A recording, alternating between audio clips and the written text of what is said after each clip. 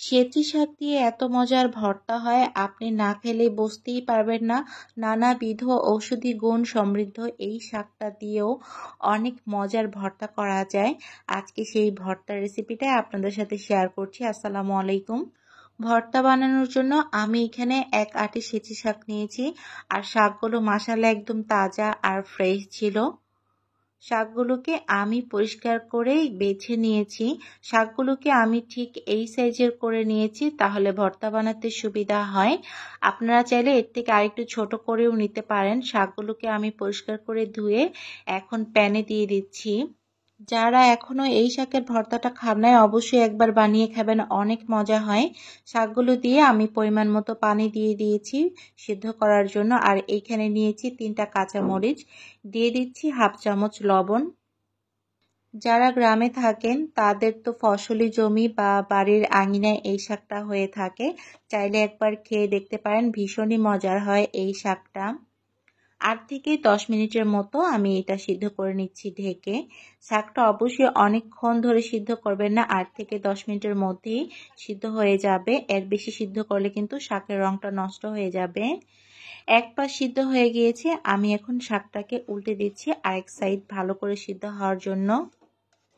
পানিটা না শুকানো পর্যন্ত আমি চুলায় রেখে শাকটাকে সিদ্ধ করে নেব।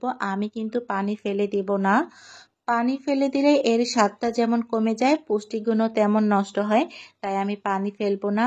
শাকটা একদম শুকনো শুকনো করে সিদ্ধ করে নেব। দেখেন পানিটা কিন্তু শুকিয়ে গিয়েছে আর শাকের কালারটাও মাশাআল্লাহ ঠিক আছে।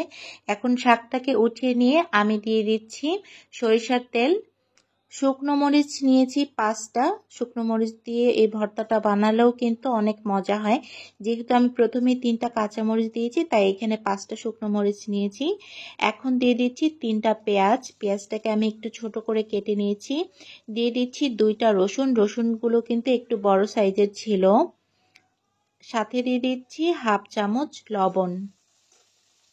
যেহেতু আগে শাকে লবণ দিয়েছি, তাই এখন আমি পেঁয়াজ রসুন অনুযায়ী লবণটা দিয়েছি, যেন বেশি না হয়ে যায়। এই সবগুলোকে এখন বেশ অনেকক্ষণ ভাজা ভাজা করতে হবে। যখন ব্রাউন হয়ে যাবে রসুন আর পেঁয়াজটা, তখন কিন্তু উঠিয়ে নিতে হবে। রসুনটা একটু ভাজা ভাজা না করলে কিন্তু একটা কাঁচা রসুনের গন্ধ থেকে যায়, তাই অবশ্যই লালচে করে কিন্তু ভেজে নিতে হবে। এখন দিয়ে দিচ্ছি সিদ্ধ করে রাখা শাকগুলো।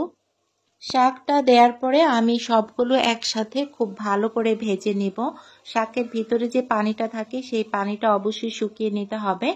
যারা আমার মতো ভর্তা লাভার আছেন, ভর্তা খেতে পছন্দ করেন, তারা কিন্তু অবশ্যই আমার আজকের ভিডিওতে একটি লাইক দিয়ে যাবেন। আর ভালো লাগলে অবশ্যই কমেন্ট করে জানাবেন। আমার রেসিপি দেখে যদি আপনারা ভর্তাটা বানান, খাওয়ার পরে আমাকে কিন্তু জানাবেন যে কেমন হয়েছিল ভর্তাটা। সবগুলো আমি খুব ভালো করে একদম শুকিয়ে ভেজে নিয়েছি। একটুও পানি কিন্তু নেই, শাকের পানিটাও শুকিয়ে গিয়েছে। আর এই যে দেখেন কালারটা কিন্তু এখনো মাশাআল্লাহ ভালো আছে। আজকে আমি ভর্তাটা ব্লেন্ডারে করব, আপনারা চাইলে শিলপাটায় করতে পারেন বা হাতে ডলেও কিন্তু এই ভর্তাটা করা যায়। আমি কিন্তু আমার পছন্দ অনুযায়ী এখানে মরিচ দিয়েছি, আপনারা চাইলে কিন্তু আরেকটু মরিচ বাড়িয়ে বা কমিয়ে নিতে পারেন।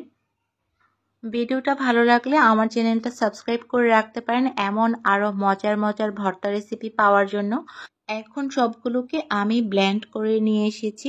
দেখেন মাশাআল্লাহ কালারটা কত সুন্দর। যখন ভাত দিয়ে মেখে খাবেন, ভাতগুলো একদম সবুজ রঙের হয়ে যায়। দেখতে যেমন অনেক সুন্দর, খেতেও অনেক মজা। আমি আরো কিছুটা সরিষার তেল উপর থেকে ছিটিয়ে দিয়েছি। আলহামদুলিল্লাহ আমার ভর্তা বানানো হয়ে গিয়েছে। আজই বাসায় ট্রাই করে ফেলেন এই মজার সেচি শাকের ভর্তা। ভিডিওটি দেখার জন্য সবাইকে অনেক ধন্যবাদ। সবাই ভালো থাকবেন, সুস্থ থাকবেন। আল্লাহ হাফিজ।